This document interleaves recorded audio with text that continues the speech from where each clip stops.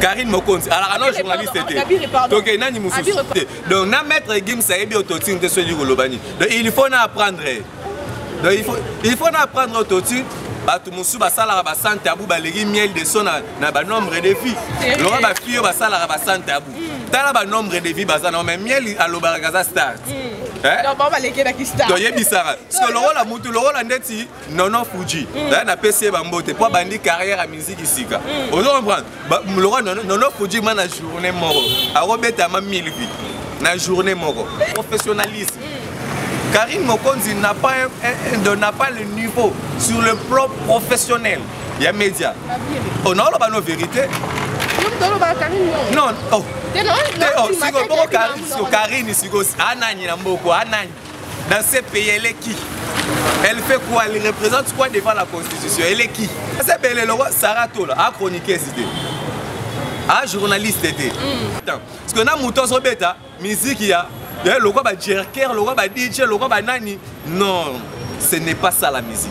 Moi après, et comme le roi là, qui le camp, va voiture après Vincent, bango balandi. Non, le roi là, il y a une voiture, c'est que bango faut sauver avion.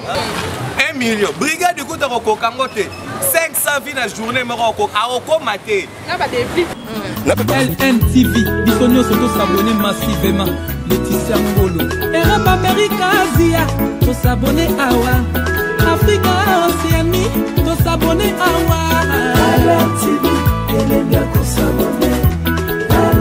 amis internautes fidèles abonnés de notre chaîne LNTV, je dis souvent que la science sans conscience n'est que ruine de l'âme. Bonjour, bonsoir, cela dépend de l'ère à laquelle vous êtes en train de nous suivre de partout dans le monde à travers cette belle chaîne d'actualité.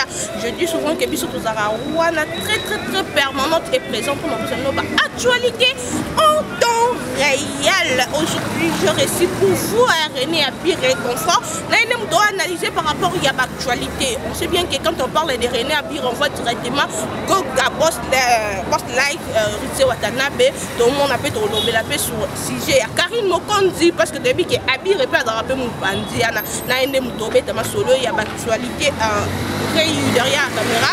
Abir, un grand merci à toi, la patronne de cette chaîne, Laetitia Ngolo. Depuis Londres, je vois la coordonnateur Chiffre Noir, on a toujours pour la masolo plutôt que Abir et Boni. Ouais, très bien. Et bonjour aussi, Naya Wili Chéngo, Yamouka, bonjour, na Paola Schengen qui est à Londres, il y a l'original, le véritable. Et Nabo Sanité, Juventus, Cornelia, Lucie, il y a Doussi, il y a Cornelia, et Daliana Bopé depuis quelque part, et puis Laetitia Ngolo. Laetitia Ngolo, Bambo Théâtre. Donc malgré, mais Laetitia Ngolo, vraiment la patronne, je veux dire que ça va. Ça va, Laetitia Ngolo, ça va. Donc, René Abir et Bouni Massolino, soya patronne, yo, Wata. Bon, leader René Abir est fanatique. Donc la cause à nostra, la poule gamoto, na temelong de mi-ange, mi-démon. Donc, je veux dire que ma solo est au carré. Je me remonte tous à la niveau, il y a showbiz. Donc, mon ami présence, il y a les big boss, le roi de la forêt. Makambo, non, ne salé maté, n'a qu'à monde quoi. Donc, événement du siècle. Après, dans la Congo, surtout bête les solo musique. Le toba n'ambalamoro, makambo, et rasala na zénith. Malamoro, toi, malamoro, makambo, héritier, watana basali na showbiz. Puis, sali, concert, c'était inédit. Il y a un peu moins profiter une occasion pour inviter population, tout balingara la bonne musique. Je veux dire que tout balingara la bonne musique, baya koyo héritier en live, na $50, na village chez Temba, mi-ange, mi-démon, en live, bébé héritier, car on a na ba CD, les boyoke na YouTube, boyoke en live. Tout le monde a héritier et aussi on a besoin de plaisir makasi. L'artiste Azalaki à niveau à Paris, neto sur l'artiste Azali à niveau à Kinshasa. Donc après Kinshasa, on na les 27 awa na village chez Temba, l'artiste wana to ebité bon. Veut dire que ce programme les allés fixé pour na bande on a besoin Afrique ici, to les kapeka pour na kolobeli la bino. Donc talara to landara vraiment d'actualité à l'artiste à la une. Et puis faut oyeba BM outi ko kisa 1 million. Ah bon? Donc 1 million, donc plus de 1 million. Félicitations à l'artiste là. Donc il y a déjà un million. Il y a un million, mais un milliard, un niveau, un milliard, de wana trop likolo makas. Voilà. Félicitations vraiment à Goga, Watanabe, on a 1 milliard. 1 milliard, donc ça reste à vérifier. 1 milliard, donc on a besoin de défouater. Voilà. Réflexion, il y a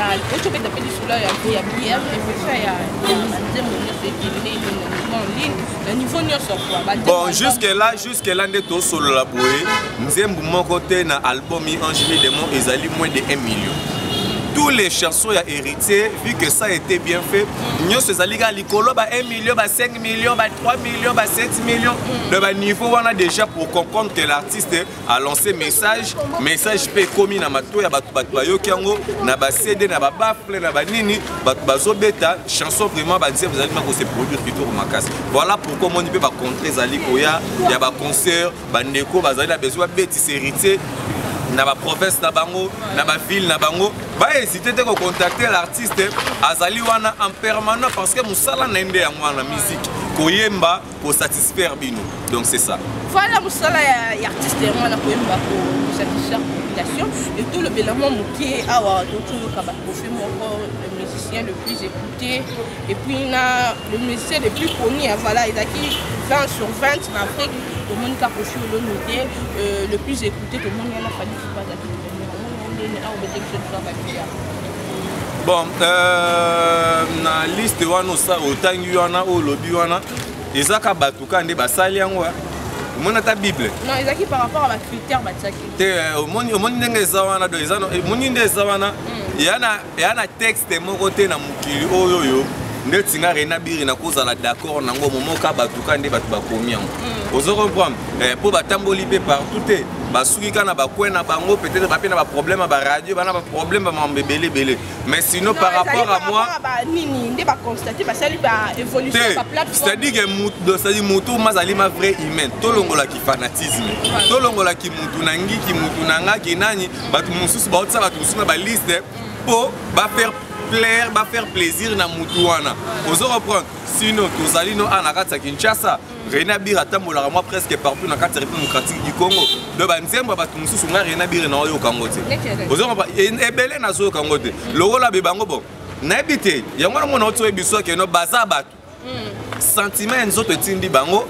Ba koma ba makomi o ba komi wana. C'est-à-dire que mutu tout azo obligé on nimelela na bango wana.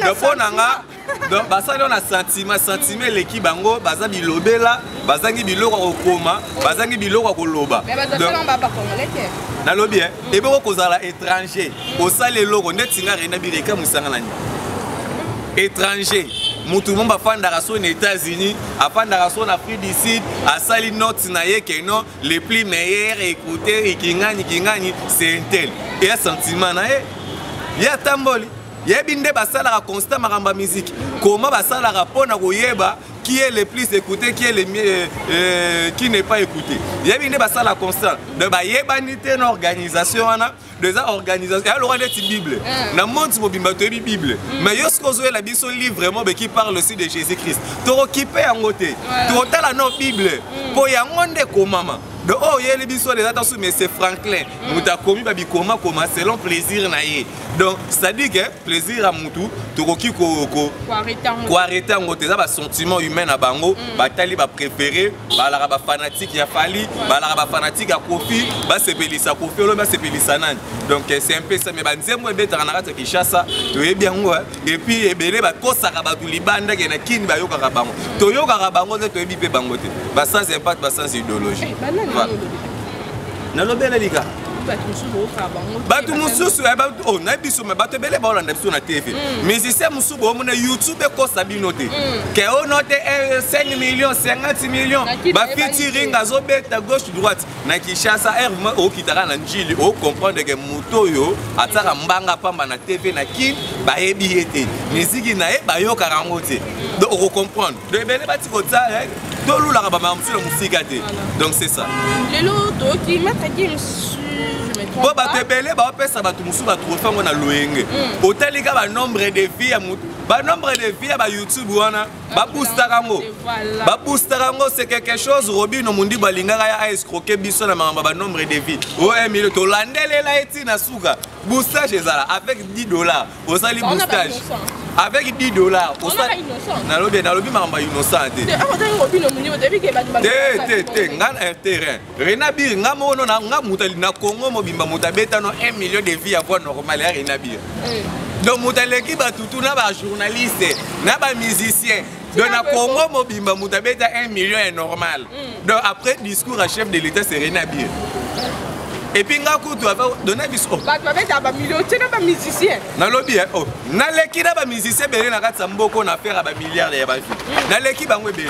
Ça dit ba ko tsaka mbanga te, ça dit ba tu va fandi ba tali ba nombre de vie via YouTube et ça et l'autre côté. Ce sont des personnes oh ba vivaraté, oh ba tieka ba matisse loka ba chiffre.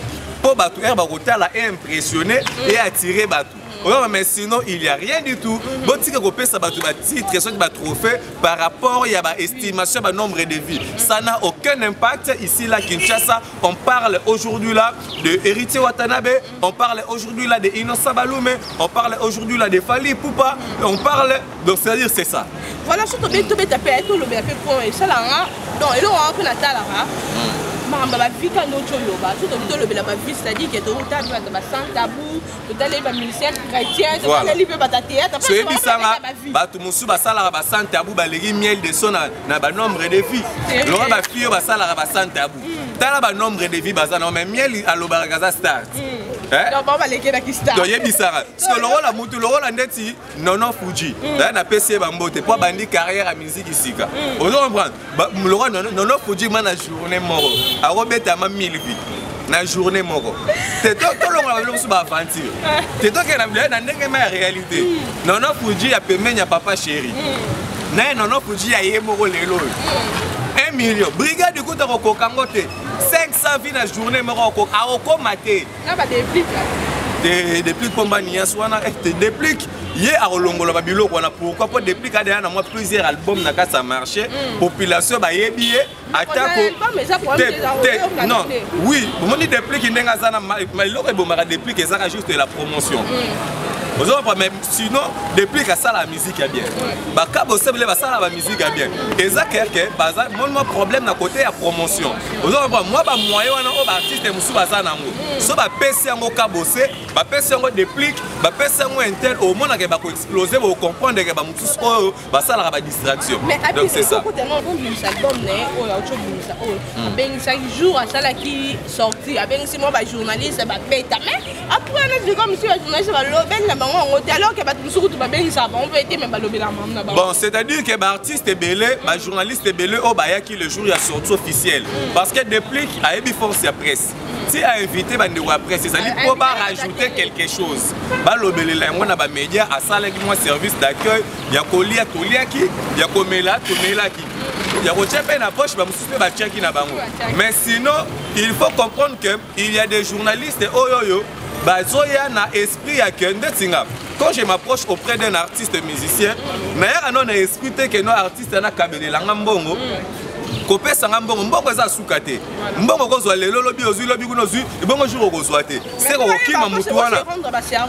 Ouais, mais sinon quand vous vous approchez auprès de quelqu'un, c'est-à-dire il faut que vous ramenez les mutu moins un plus. Vous en prendre donc c'est-à-dire que depuis qu'il canaille et ça n'a pas de problème avec les journalistes et karaté, mais sinon c'est la promotion. Donc c'est ça.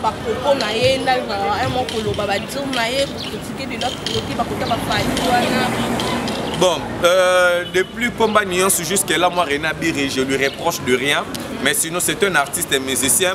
Marambouya musique et qu'il n'aura toujours n'a pas polémique et puis n'a pas concurrence aux alliés loyales. Penses-tu que depuis Pomba Nuance d'Engazana, à cause de vraiment que Liwa et Kota qui fallait pour pratiquer Filelo. On dit Mangote, de un c'est son frère congolais, ce qui fallait le lot un problème depuis que Rolinga y a même à aux possibilité au tsate, mais puisqu'il y a la présence il y a pas. C'est-à-dire que ça dit la concurrence loyale, il y a Oya Leki, Oyo pas Leki, Oba c'est Boudonara na bango. Là c'est presque normal. Mais il y a un autre qui peut étouffer. Album il y a des pliques. Donc sur l'album il y a des pliques, ils allaient étouffer, ils allaient pour a critiqué un tel topo à kota likambu moko boy na kati ya YouTube té et ça ka likambu ka ya promotion manaka so batika mais sinon depuis que je vous jure il a vraiment su de très belles chansons na kati album na. D'accord. Ton nom l'obéla non plus tu es bien que depuis que la chanson vient le faisons manquer promotion donc faut au moins na ba droit ba pire ba l'obéla pe. Voilà. Tout l'obéla moi qui m'a ambiance. Netinga Renabi. Na habité je tournais dans l'obéla depuis Kibo. Attends même les jours on a pas pesanga pe loko té. Et ça teka que no pona l'option quelqu'un quand il fait quelque chose bien l'obéla là. Et ça teka que no il faut dépliquer pe sora mbongo. Faut hériter pe sora mbongo. Non, c'est-à-dire quand tu fais quelque chose fais ça avec amour. Vous se comprendre c'est ça.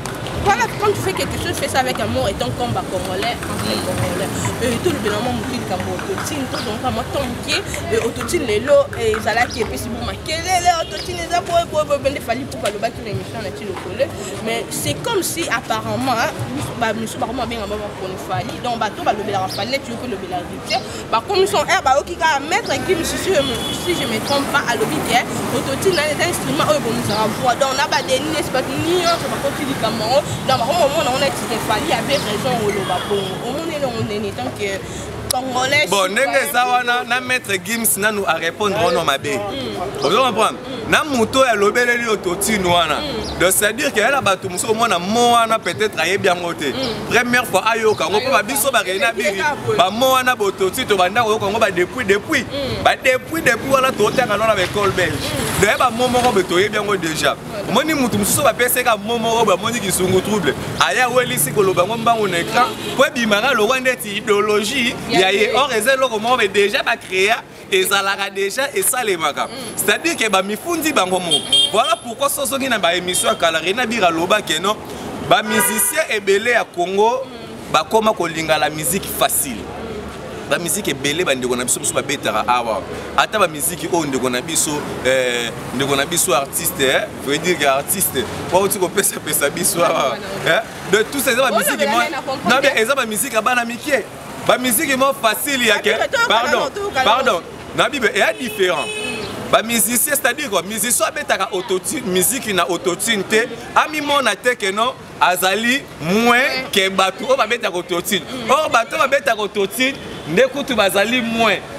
Bateau écoute va bêta écoute ba musique na autotune, bazali bateau oyo va yé bien l'autre côté. Parce que autotune ezoya pour na kobogisa parce que même à ta maître Gims live à kokoka koyemba ngote ya kazo yemba vraiment ba betema ben streamer titi ayemba la mort les à kokoka te parce que il faut battre ça mais autotune d'abord pour bezani ezali d'instruments en même temps il faut koyeba ezali aussi ba appareil ezali pour na ko embellir pour na ko bongisa ko combiner ko bimiselo encore plus agréable et ça ndenge moko au moins ndenge batu ba melaka gene non parce que exemple ya autotune na musique ezali mo ndenge batu ba melaka gene a gene fresh ou tarambandaka parce que batu musu na kata kishasa ko moteka a gene babakisi yango na de bon goût ba musu babakisi yango mai pour comme musu sorta la quantité musu sorta la qualité musu sorta mais or vrai au nini ezali c'est dire ba ndeko ba betaka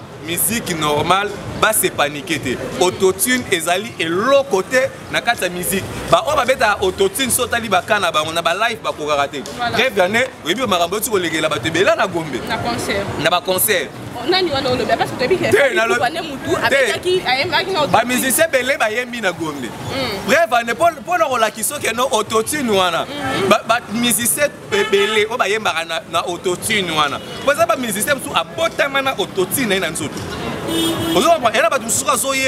Tu sens que non, il y a vraiment quelque chose de bien. Mais là, tu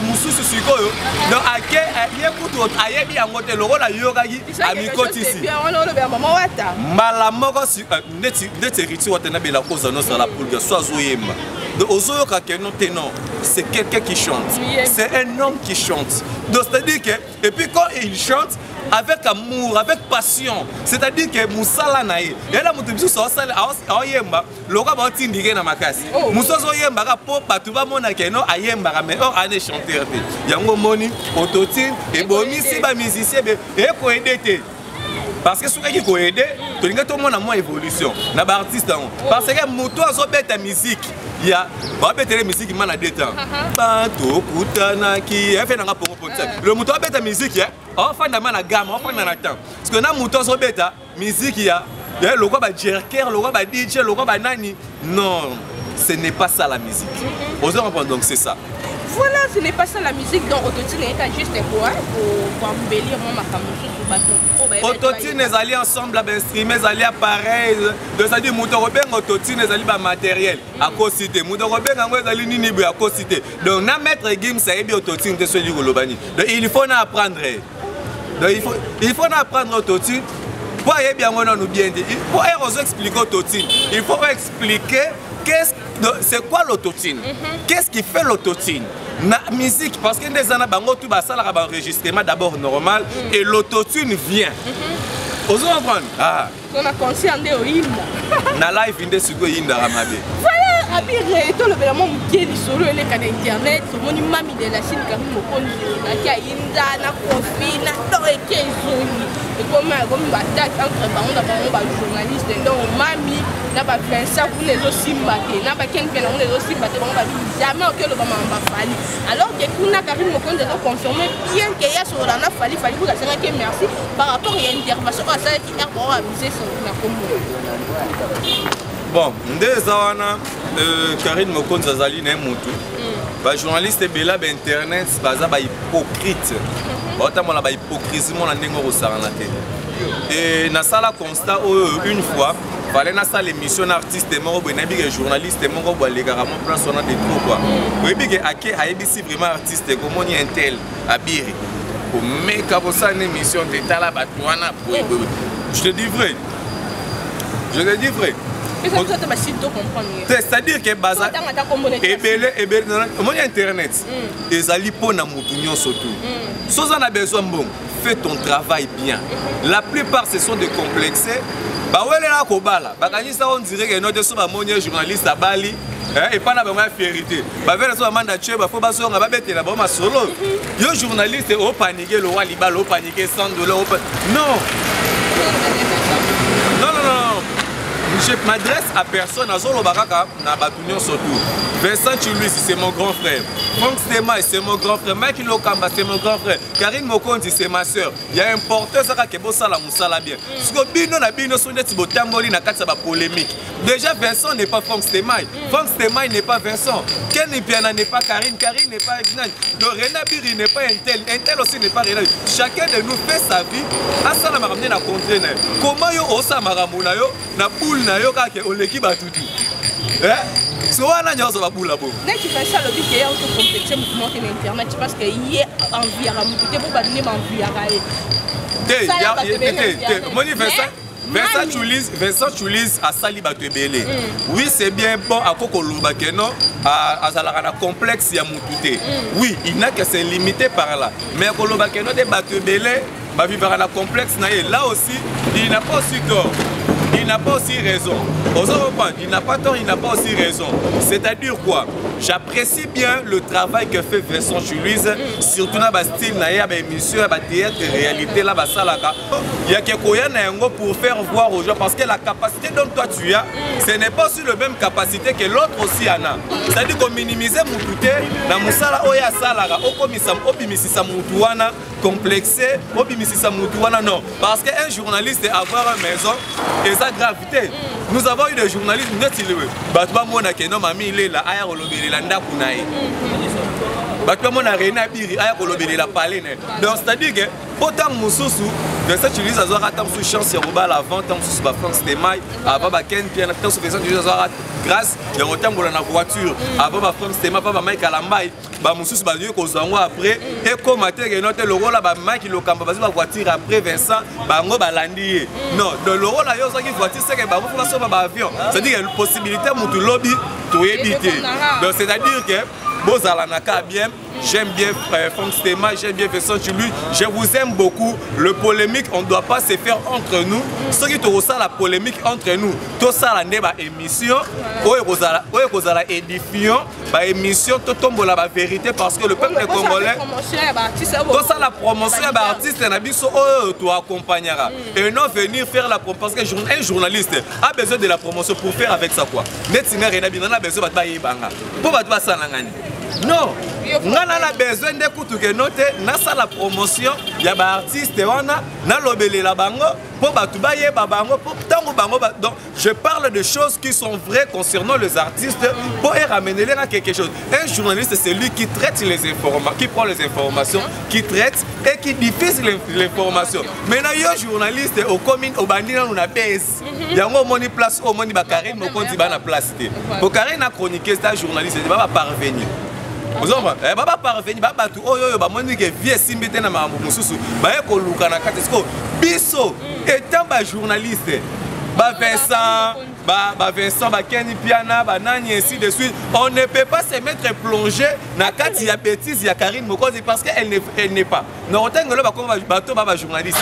Le rôle à Pétu, Karine Mokonzi. Alors, non, journaliste. Donc, Nani Moussou. Pardon. Karine Mokonzi. Alors, non, journaliste. Nani Moussou. Ken Piana, journaliste. Pour attendre les langues.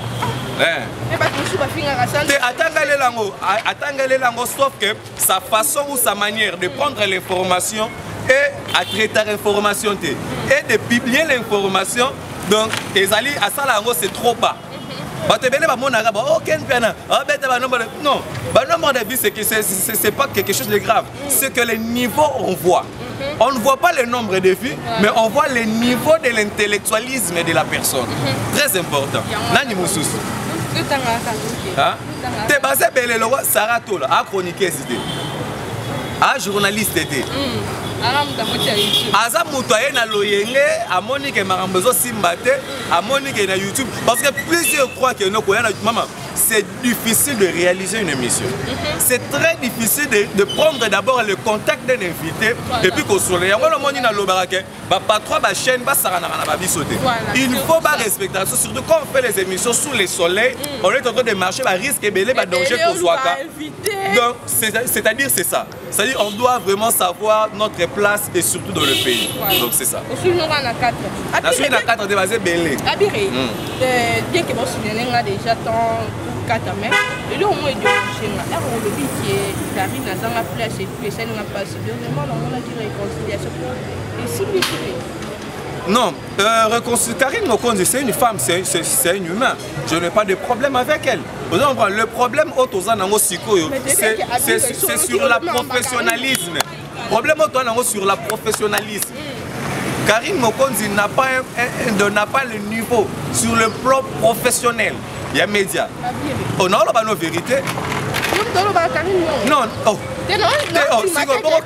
Karine, dans ces pays, elle est qui? Elle fait quoi? Elle représente quoi devant la Constitution? Elle est qui?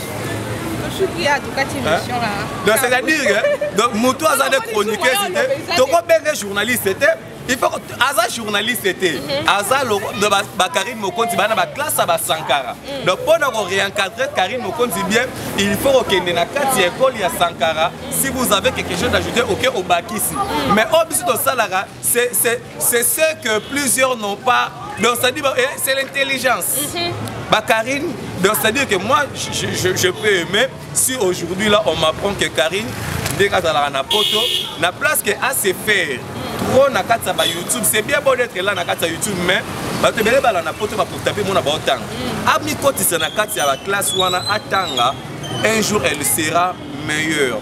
Na ba courage azalaka na ba motivation azalaka nango, c'est ce que nous apprécions. Voilà. Voilà. Abiré, merci beaucoup parce que elle aurait bien quelque chose c'est me sent bien la petite on aura que le bim maman mimon boé nga ebeke tout non maman mais à sens contraire mon on a sens négatif. Ah non yo façon va doser la momo nyongo na ndenge mususu. Ah non.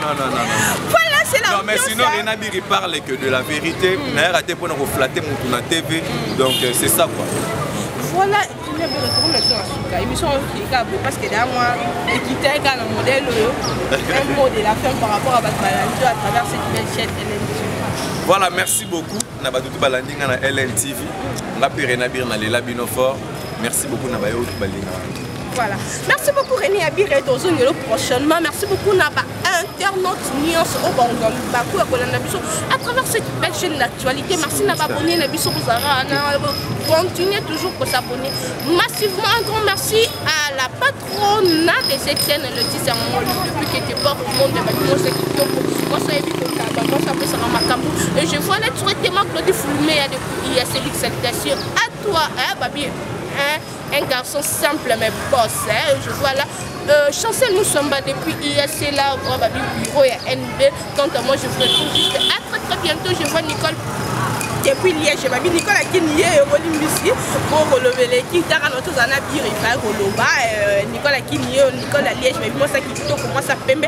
La maman de ses enfants, la femme du quelqu'un, hein, Nicole là, depuis Liège. Je m'habille moi ça pembe. Quant à moi, je vous retrouve juste à très bientôt. Merci à mon caméraman Ray Zen. Voilà, qui on a fait on a fait un bâtiment.